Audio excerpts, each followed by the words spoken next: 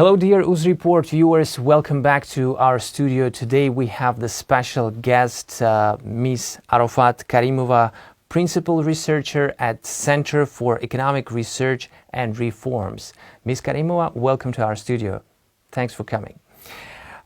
Could you please tell us briefly about Banking Activity Index and what have you done in the Center for Economic Research and Reforms? Thank you for inviting to your studio today. Let me briefly talk about the Banking Activity Index and what we have developed so far. Currently, 32 banks are operating in the territory of Uzbekistan. 13 of these banks have the state share, and 19 of these banks are private banks or have foreign capital. And one bank is digital bank that has been recently registered by Central Bank of Uzbekistan, that is Anor Bank.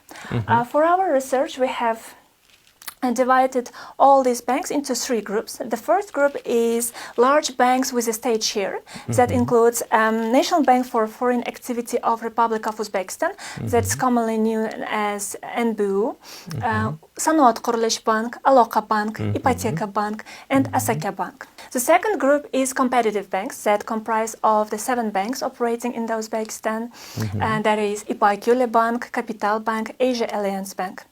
The third group is centered banks, and this is the banks that mainly operate in the territory of the Tashkent. The only exception is the Savdogar Bank and Universal Bank, which have branches in other regions too.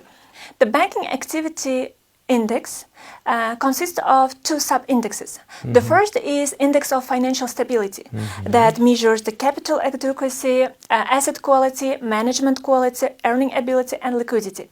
This is a well-known rating system and recognized internationally, and it's also known as CAMEL. The second sub-index is Index of Financial Activity that consists of 2, again, sub-indexes, that is Financial Intermediation and Financial Access. Financial intermediation measures the ability of the commercial banks to attract funds to the banking system that can be further used to promising projects. And to measure this index, we paid attention to the following ratios. So as you can see here, the first ratio is ratio of saving and term deposit to the total credit. The second ratio is ratio of deposit and credits from other bank and financial institutions to the total liabilities. And the third ratio is ratio of deposits and loans from the Ministry of Finance and UFRD. Let's have a look at some results. As of September 1, the total amount of saving and time deposits in the banking system was equal to almost 55 trillion Uzbek sums, and 75% of this belonged to large banks with a state share, and 10% belonged to competitive banks, and only 3% belonged to central banks. That's what we can see in different colors, right? Yes, this is this graph. So the total amount was 55 trillion Uzbek sums, and the share is also presented here. If we talk about the ratio of saving and time deposit to the total credit loans, the highest ratio in the first group was in Aloqa Bank, 65%. Capital Bank took the place number 1 in the competitive banks group, 87%, and the central banks in Central Banks Turkestan showed the highest result, 89%. The second ratio is the ratio of deposits and credits from the other banks and financial institutions to the total liabilities. In this, our results showed that the highest ratio belonged to Asaka Bank, 73% in the first group, to Hamkor Bank, 52% in the second group, and to Daur Bank, 28% in the third group. The financial access shows how affordable financial services are for small and medium-sized firms. At the same time, it shows the level of the attraction of the banking system for bank-free people. The few people who are thinking about to being serviced in the banking system but do not know which bank they need to choose. This index we have measured by following measures. The first is the number of legal entities who receive the loans per branch. The second is number of individuals who receive the loans per branch. The third is the share of credits to top 10 clients in the total credits. And the fourth is the share of credits to the private sectors in the total credits. In the first indicator, the highest indicator for a number of entrepreneurs who received loans per branch was İpek Bank. In this bank per branch, they on average serve 532 credits. The second place belongs to Agrobank, where they serve 476 credits per branch, and the third place belongs to Hamkor Bank, where they serve 411 credits per branch. Here we can see the credits to the top 10 clients, and in the first group, the highest share belongs to NBU Bank, in the second group to Trust Bank, and in the third group to USKDB. In this table, you can see the results of our banking activity index, and the Capital Bank retains place number 1 for the third quarter of 2020. So the overall rating, it's place number 1, but we have also performed the rating for each dimension we mentioned before, and for the results, of course, you can read our publication. The second place belongs to Universal Bank, and from the large banks with the state share, the highest place belongs to Ipoteka Bank. This is place number 15, and from our previous publication, Ipoteka Bank rose by 2 points, and Microcredit Bank from our previous results rose by 6 points and took place number 16. And Uzpromstroy Bank rose by 4 points and took place number 19. These banks have seen positive development in terms of financial intermediation and access in this quarter, and that's why we observed the rise in their position. And that's were our results. Of course, as I said before, detailed results you can see in our publication, or of course you can reach our center where we will answer to any question related to our analysis. Well, Ms. Karimova, thank you so much for your brief outline. That was very interesting with lots of numbers. And if you don't mind, I will ask you one of the main questions, which is quite interesting and the most demandable one. What is the purpose of compiling the index of banking activity? What can you tell us about this, and what is your general opinion? Thank you for your question. As I mentioned during my presentation, the main rationale behind developing this index is on a regular basis assess the effectiveness of the banking system of Uzbekistan, and at the same time see the transformation process in the banking system. At the same time, we allow the banks to see their strengths and weaknesses by the 7 dimensions that are presented here, and also these ratings send good signal to the market. For example, potential investors could be even individuals who are planning to invest, like to put their saving or time deposit to the banks. They may look at these ratings and choose the bank that would probably best suit them.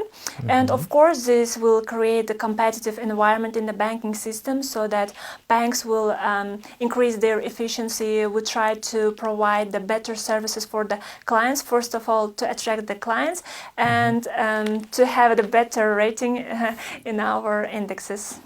Well, Ms. Karimova, you mentioned about the banks with a government share and about investors, which is definitely quite interesting and demandable question these days for our UZ Report viewers and definitely for all the shareholders. So what is the investing level here, and what is the situation with the banks, with the majority of them, as you've mentioned, with a government share? Shall we have more commercial banks, and would it be fruitful and mutual for and advantageable for shareholders and for foreign investors? Thank you for the question. That's indeed really interesting question for me. Let's first talk briefly about the pros and the cons of the government participating in the banking system. The main objective of the government, of course, is to mitigate the market failures, because in the market where the transaction costs are the high and the asymmetric information exists, for the private banks it may be difficult to finance the sectors with the long-term credits that are important at the government level. For example, let's say it can be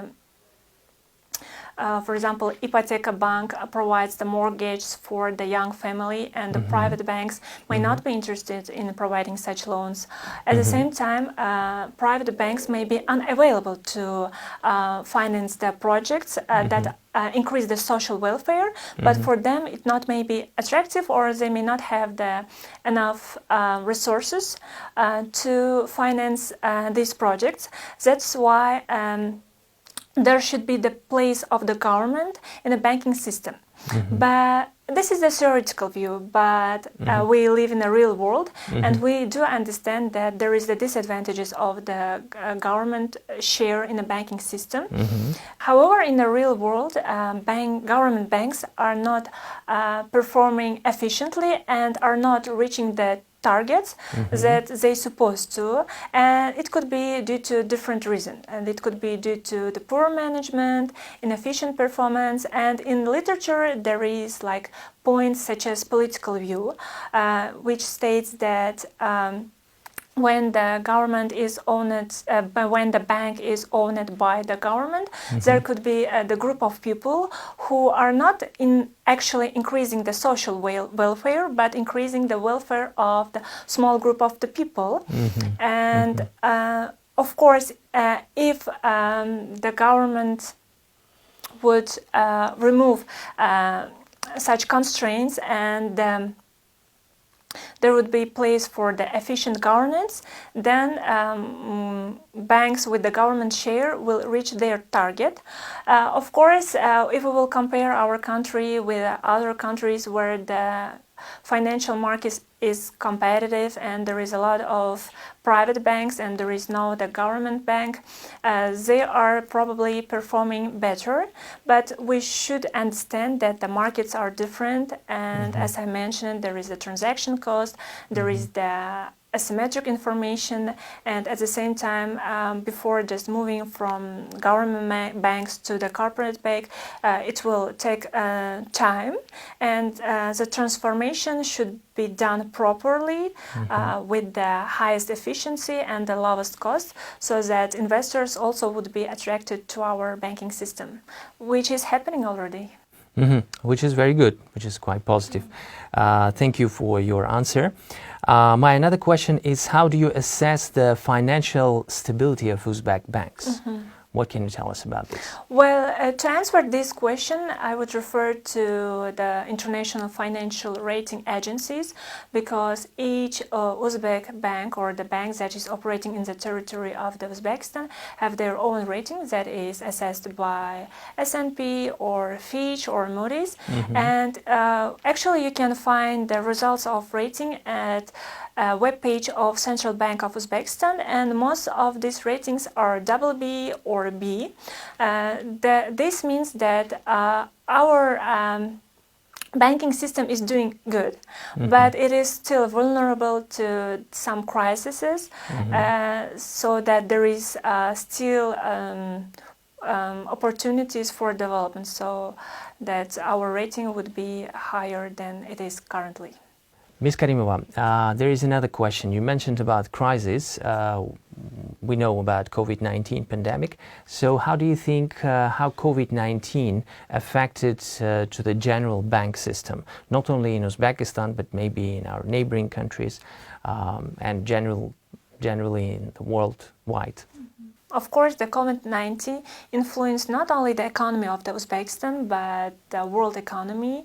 Lockdowns, travel restrictions are affecting small, even large businesses, and it has direct and indirect effect to the banking system, because people who borrowed the loans from banks are, due to decreased sales, are unable to repay their credits on time. Also, the offices of the banks were closed during the pandemic time, so that they were not able to work with the clients. And of course, it had a negative influence in our banking system, not only in our banking system, all over the world. But because of these online payment systems and because of the policies that are implemented by the government to reschedule the loans of the large clients, we do expect that despite the negative influence of the COVID-19 on the banking system, the banks will recover coming years. Well, thank you so much, Ms. Karimova, for your answers. It was our pleasure to see you here. Thanks for your time. And definitely for the information for economic research you made quite recently. It was really interesting. And hope to see you again in our studio. Thank you very much. You're welcome. Dear UzReport world viewers, we had a special guest today, Ms. Arofat Karimova, Principal Researcher, Center for Economic Research and Reforms, today in our studio. Stay safe and goodbye.